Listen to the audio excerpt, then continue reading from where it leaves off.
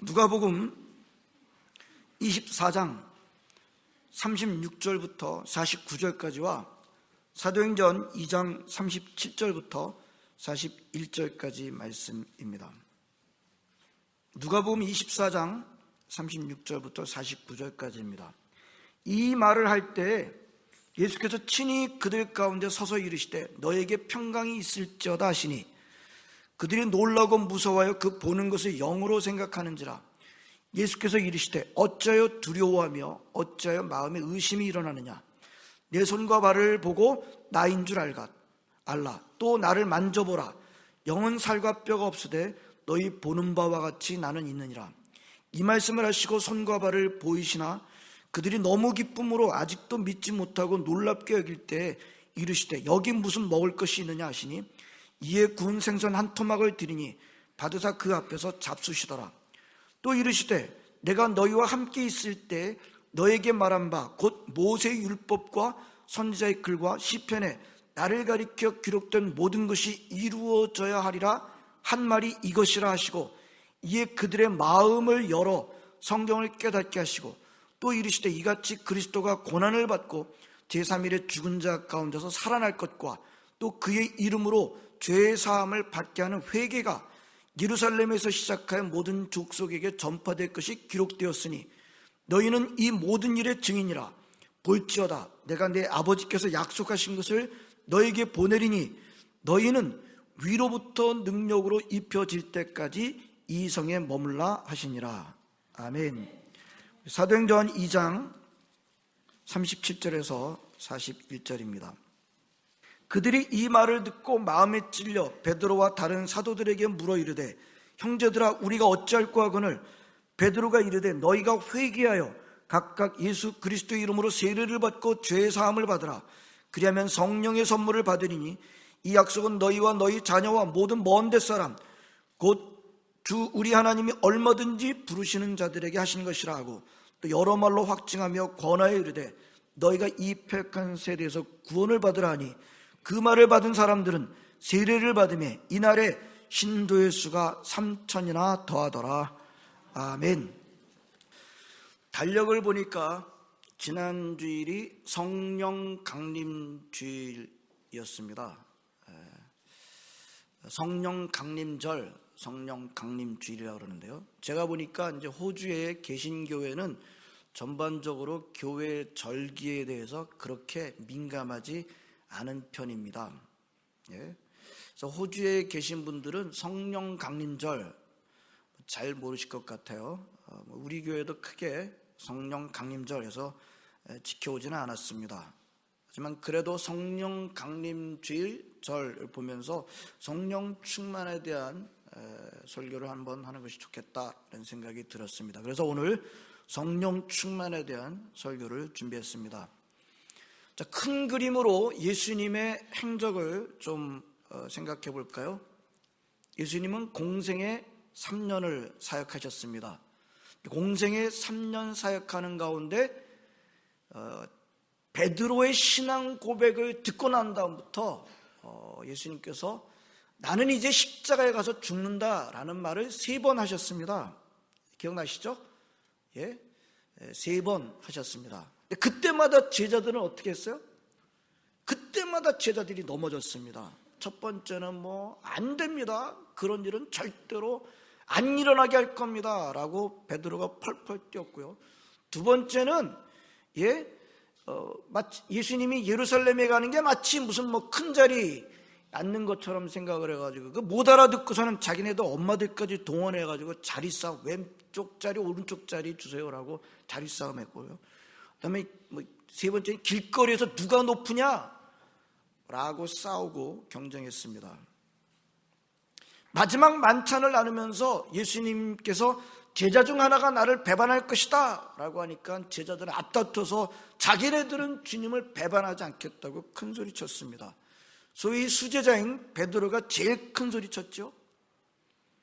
몇 시간이 안 지났어요. 무슨 며칠이 지나거나 하룻밤이 지난 것도 아닙니다. 그날 몇 시간이 안 지나서 베드로의 그 큰 소리는 완전히 뒤집혀졌습니다.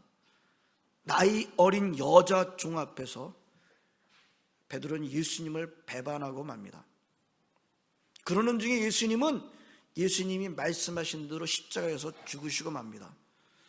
근데 예수님은요, 죽으신다는 말씀하셨을 때 죽으신다는 말씀만 하지는 않으셨어요. 그렇죠? 3일 만에 다시 산다는 말씀도 꼭 같이 하셨었습니다. 하지만 제자들이나 예수님을 따르던 사람들 아무도 예수님이 다시 살아날 것을 기대하지 않았어요. 믿지 않았습니다. 아무리 예수님께서 살아생전에 여러 가지로 기적을 일으키셨고 심지어 죽은 사람도 살리신 것을 그들이 봤지만 예수님이 다시 사실 것이라고는 전혀 기대하지 않았고 믿지도 않았습니다. 우리가 본문으로 삼은 누가복음을 보게 되면요, 부활이 있던 날 여인들이 어떻게 했어요? 향품을 들고 예수님 무덤을 찾았습니다. 시신이 거기 있을 거라고 생각을 해서 자기네들이 향품을 발라줄 것이라고 그렇게 하면서 무덤을 찾았었습니다. 요한복음은요, 더 나아가서 그날 갔던 마리아는 부활하신 예수님이 옆에 서 계셨는데도 그분을 봤는데도 그분이 예수님인 줄 몰랐었어요. 무엇을 말합니까? 그만큼 예수님이 부활하실 거라고 기대하지 않았고 믿지 않았던 겁니다. 하지만 그들은 점점 예수님이 부활하셨음을 알게 됩니다. 예수님께서 의심하는 그들한테 눈으로 봐라, 손으로 만져봐라, 그리고 오늘은 뭐까지 하셨어요? 먹을 것이 있느냐? 구운 생선 한 토막을 드시기까지 하셨습니다. 예수님은 부활하셨던 것입니다. 영으로 부활한 것이 아니라 나는 있느니라 하면서 육체로 부활하셨던 것입니다. 그 육체가 좀 다른 육체이긴 했지만 말입니다. 그렇다면 성도 여러분, 여러분이 만약에 그 부활하신 예수님을 눈으로 보았다고 한다면, 그리고 그 예수님 몸을 만져봤다고 한다면 여러분 어떤 반응을 보이시겠습니까? 여러분들이 부활하신 예수님을 눈으로 봤어요. 그 자리에서 봤어요. 그리고 직접 만져봤어요. 와, 진짜네. 무슨 생각이 드시겠어요? 무슨 반응이 드시겠어요? 그때까지 의심했던 모든 의심이 순식간에 다 사라져버리지 않을까요? 그동안에 예수님에 대해서, 신앙에 대해서 이건가 저건가 하면서 늘 혼란해했던 마음이 있었다면 이제는 한 군데로 초점이 정확하게 모아지지 않을까요? 애매모호한 입장 모두 다 사라져버리고 분명한 믿음을 갖게 되지 않을까요? 부활하신 예수님을 본 순간 모든 신앙적인 문제, 영적인 문제가 완전히 순식간에 해결되지 않을까요? 근데 복음서는 제자들이 그런 반응을 보였다고 기록하고 있지 않습니다. 대신 오늘 누가복음 본문도 보게 되면 제자들 가운데 부활하신 예수님이 오셔서 너에게 평강이 있을지어다, 샬롬, 인사를 먼저 거시는데 제자들은 그 부활하신 예수님이 왜? 무서운 거예요. 영이 아닌가 두려워하고 의심까지 했습니다. 마태복음도 제자들이 아직도 의심하고 있다고 기록하고 있습니다. 맨 마지막 장 마태복음 28장 16절 17절에서 무엇을 할 수 있습니까? 제자들이 부활하신 예수님을 보자마자 그들의 모든 의심을 버리고 확신을 가졌던 것이 아니었습니다. 우리가 상식적으로 생각하면 제자들이 부활하신 예수님을 보는 순간 그때까지 좀 애매모호한 뭐 좀 이거냐 저거냐 했던 그 모든 생각이 순식간에 사라지고 믿음이 순식간에 그냥 순간적으로 되었을 것이다, 충만하게 됐을 것이다 라고 생각합니다만 그렇지 않았다는 거예요. 징그럽지 않은가요? 보면 믿나요? 봐도 안 믿어요. 보면 믿음을 가질 것 같습니까? 제자들 보십시오. 봐도 안 믿어요. 여러분, 참된 믿음을 가지는 것에 대해서, 진리를 깨닫는 일에 대해서 인간은 이렇게 지독하게 무능력합니다. 물론 하나님께서 하신 일을 보는 것이야말로 믿음을 갖게 하는 가장 좋은 길인 것은 맞습니다. 하나님 사이즈의 일을 눈으로 보는 것만큼 믿음을 갖게 하는 가장 좋은 길은 없어요. 하지만 문제는 그걸 육신의 눈으로 봐도 깨닫지 못할 때가 많다는 겁니다. 그 다음이 아주 재밌습니다. 그렇게 의심하고 있는 제자들한테 구운 생선을 잡수심으로 예수님은 영으로 부활하신 것이 아니라 육체로 부활하셨다는 것을 알려주시고 난 다음에 그 다음에 어떻게 하셨나요? 그 다음이 재밌어요. 44절서부터 47절까지입니다. 그 다음이 재밌어요. 또 이르시되 내가 너희와 함께 있을 때 너에게 말한 바 곧 모세 율법과 선지의 글과 시편의 나를 가리켜 기록된 모든 것이 이루어져야 하리라 한 말이 이것이라 하시고 이에 그들의 마음을 열어 성경을 깨닫게 하시고 또 이르시되 이같이 그리스도가 고난을 받고 제3일에 죽은 자 가운데서 살아날 것과 또 그의 이름으로 죄의 사함을 받게 하는 회개가 예루살렘에서 시작하여 모든 족속에게 전파될 것이 기록되었으니. 지금 뭐 하시고 계세요, 예수님이? 예? 지금 뭐 하시고 계세요? 지금 이 대목이 놀랍지 않습니까? 지금 예수님 뭐 하시고 계세요? 예? 성경으로 들어가고 계시지 않습니까? 성경을 깨닫게 해주시지 않습니까? 다시 말씀을 깨닫게 해주시지 않습니까? 다시 말하면 더 좋게 말하면 복음을 깨닫게 하시고 계시는 것입니다. 45절에 보면 그들의 마음을 열어 라고 하고 있어요. 아니, 제자들이 부활하신 예수님을 본 순간 마음문이 맥시멈으로 열리는 게 정상이 아닌가요? 예? 놀랍게도 그렇지 않았다는 거예요. 예? 부활하신 예수님을 봤지만 예수님이 그들의 마음을 열어주셔야 했다는 것입니다. 그리고 궁극적으로 성경의 말씀을 깨닫게 해주셔야 했던 것입니다. 무엇을 할 수 있습니까? 여러분, 부활하신 예수님을 눈으로 본 게 끝이 아니었던 겁니다. 예? 부활하신 예수님을 눈으로 본 게 끝이 아니었어요. 더 중요한 게 뭐예요? 부활하신 예수님을 눈으로 본 것을 지나서 뭘 깨달아야 되는 거예요? 성경을 깨달아야 되는 거예요. 복음을 깨달아야 하는 거예요. 예? 부활하신 예수님을 눈으로 보는 것보다 하나님의 말씀, 예수 그리스도에 관한 복음을 깨닫는 게 더 높은 일인 것입니다. 여러분, 하나님의 말씀을 깨닫는 게 그렇게 중요해요. 예? 그렇게 예수님이 부활하시고 난 다음에 승천하시기까지 며칠 동안 땅에 계셨었어요? 며칠 동안? 일부 예배 때는 자신감 있게 대답하시는 분이 많으셨어요. 자, 부활하시고 난 다음에 이 땅에 며칠간 계셨어요? 40일. 40일 동안 뭐 하셨나요? 성경은 근데 40일 동안 계신 것에 대해서 많이 기록하고 있잖아요. 예수님께서 40일 동안 뭐 하셨는지. 근데 얼마든지 미루어 짐작해 볼 수는 있습니다. 예? 상당히 분명한 건 예수님이 십자가에 달리시기 전에는 어떻게 하셨어요? 내가 이 일을 하러 왔노라 하면서 여기저기 다니시면서 어떻게 하셨어요? 예? 가르치시고 전파하시고 고치시고 티칭, 프리칭, 힐링, 예수님의 세 가지를 그렇게 말하지 않습니까? 여기저기 다니시면서 사람들을 고치시고요, 그리고 가르치시고 천국 복음을 전파하셨었어요. 그런데 예수님이 부활하시고 난 다음에도 그렇게 하셨던가요? 그 기록은 별로 없어요.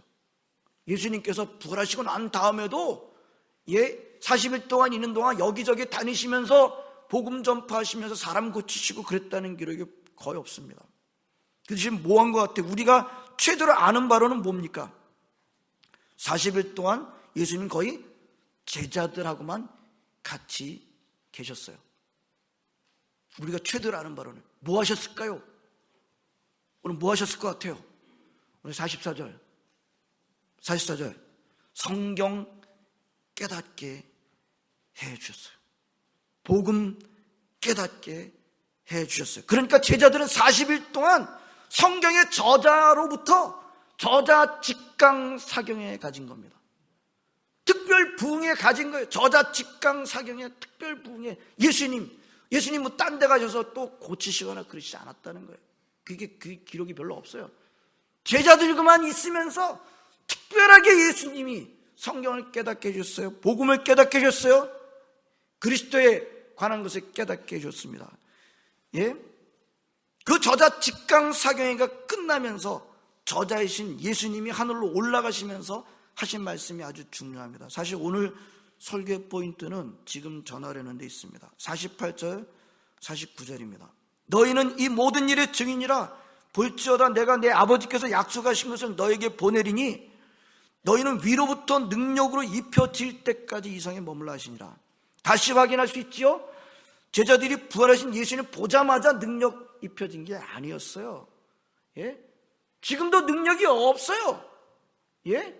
그래서 뭐라 그래? 능력으로 입혀질 때까지 기다리라고 말씀하시는 겁니다. 예수님을 보자마자, 부활하신 예수님을 보자마자 능력이 생긴 게 아니었어요. 예? 그들은 능력을 받아야 할 필요가 있었습니다. 예? 그들은 능력으로 아직 입혀지지 않았던 겁니다. 주님은 그들에게 말씀하셨습니다. 위로부터 능력으로 입혀질 때까지는 움직이지 말아라. 이런저런 일 하지 말고 이 성에서 머무르라 라고 하신 것을 보게 됩니다. 제가 오늘 사도행전 2장도 본문으로 삼았습니다만 제자들이 바로 이 위로부터 능력으로 입혀지는 그 때가 언제였나요?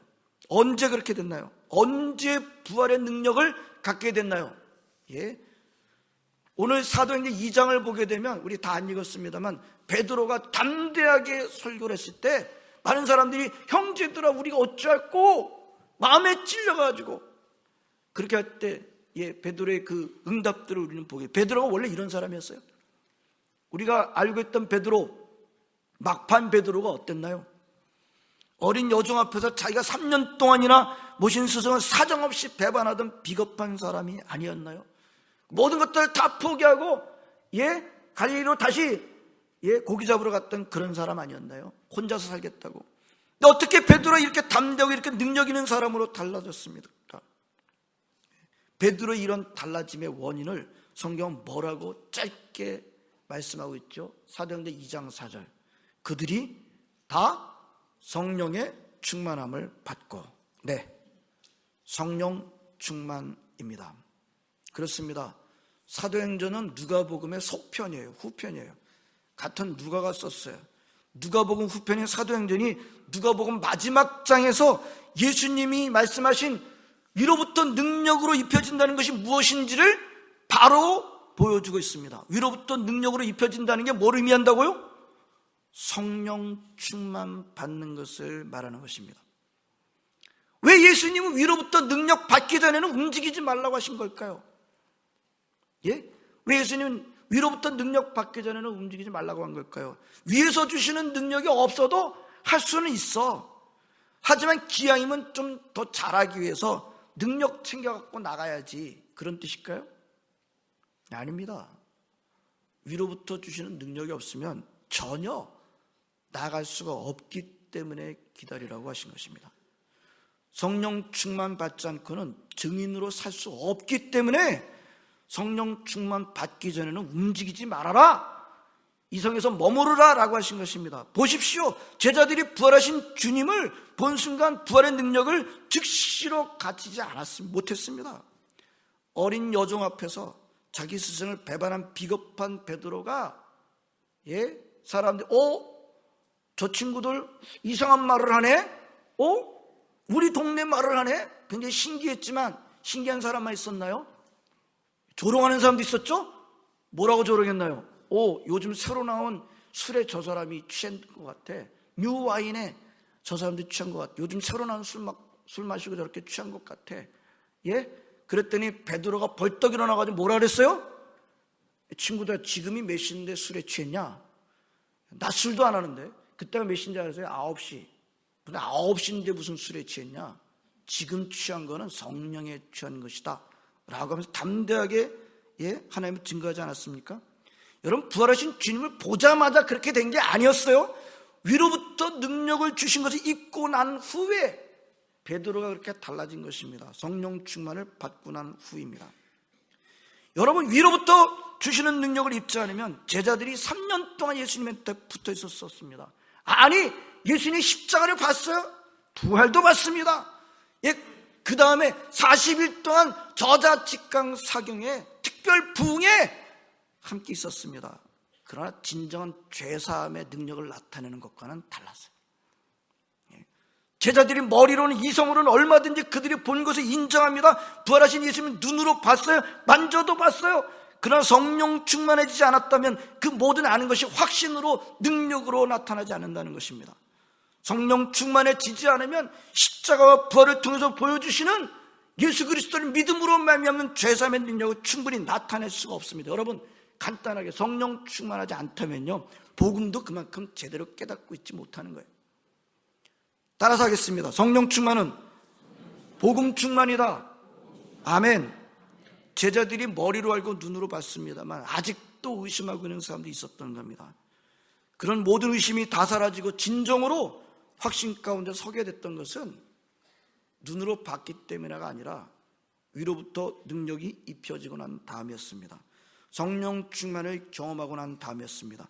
위로부터 능력을 받고 난 다음에, 성령 충만해지고 난 다음에 그때까지 자기네들이 보았던 모든 것, 그동안 들었던 모든 것들을 제대로 깨닫게 되었던 것입니다.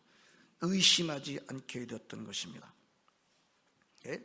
세술에 취했다고? 아니, 이 친구들아 지금이 몇 시인데 성령님의 역사야.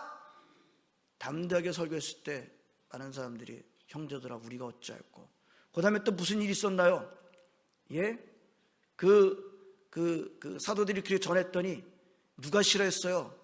유대인 당국자들이 싫어했잖아요. 다 모아가지고 반원형에 가운데다 딱 세워놓고선 말이죠. 뭐라 그랬습니까? 윽박지르면서 너희가 절대로 예수 그리스도의 예수의 이름으로 전하지도 마라. 그랬더니 뭐라 그랬나요? 예? 그들은 오히려 도전했습니다. 하나님의 말씀을 따르는 게 맞는지 니네들 말 따르는 것이 맞는지 판단해라. 우리는 보고 들은 것을 전하지 않을 수가 없다. 이 모든 것 바탕에 뭐가 있어요? 성령 충만이 관건입니다. 위로부터 능력을 덧입는 것이 관건입니다. 성령 충만 받지 않고는 그들은 나아갈 수가 없었습니다.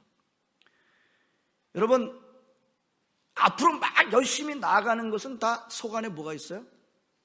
여러 번 앞으로 막 열심히 나가는 모든 거 한번 자동차를 생각해보고 제일 많이 나가는 게 뭐예요? 요즘 문제가 많은 그 미사일은 안에 뭐가 있어요? 불이 있어요. 불. 뭐 요즘은 좀 디지털 시대는 다르긴 합니다만 앞으로 강하게 나가는 모든 것들은 다 안에 뭐가 있어요? 파이어가 있어요. 내연기관만 그런 게 아니라 앞으로 나가는 모든 것들은 다 파이어가 있어요. 파이어가 없으면 나갈 수가 없어요. 예? 파이어가 없는데 나갈 수가 없어요. 파이어가 있는 만큼 나가는 거예요. 미지근하면 여기 키싱 포인트로도 나가는 거예요. 예. 예. 이미 파이어가 세면 셀수 어디 가는 거예요? 저 땅 끝까지 나가는 거예요. 성령 충만 받지 않으면, 위로부터 능력을 입지 않으면 나아갈 수가 없어요. 오늘도 우리에게 동일합니다. 성령 충만 받지 않고 주님의 일을 하겠다고 나아갈 때 우리는 나아갈 수가 없어요. 나아가봐야 깨집니다. 패배할 수밖에 없습니다. 아무리 제자 훈련 받고, 우리 교회도 제자 훈련 합니다만 제가 제자 훈련 반할 때 제일 먼저 이런 말 합니다. 예? 이거 끝났다고 제자 되는 건 아닙니다. 제자 훈련반에 제가 그렇게 얘기를 해요. 이거 맞췄다고 15주 맞췄다고 제자가 되는 건 아닙니다. 예? 앞으로 제자가 되는 것은 여러분들한테 달려져 있습니다. 성령 충만 때 제자가 되는 것입니다. 어디에 참석했다고 무슨 코스 맞췄다고 제자가 되는 것은 아닙니다. 어떻게 해야 될까요? 위로부터 오는 능력을 입어야 합니다. 성령 충만 받아야 합니다. 여러분, 성령 충만 받지 못하는 가장 큰 이유가 뭘까요? 예? 가장 큰 원인을 보니까 성령 충만은 특별한 사람만 받는 것이라고 생각하는 겁니다. 예?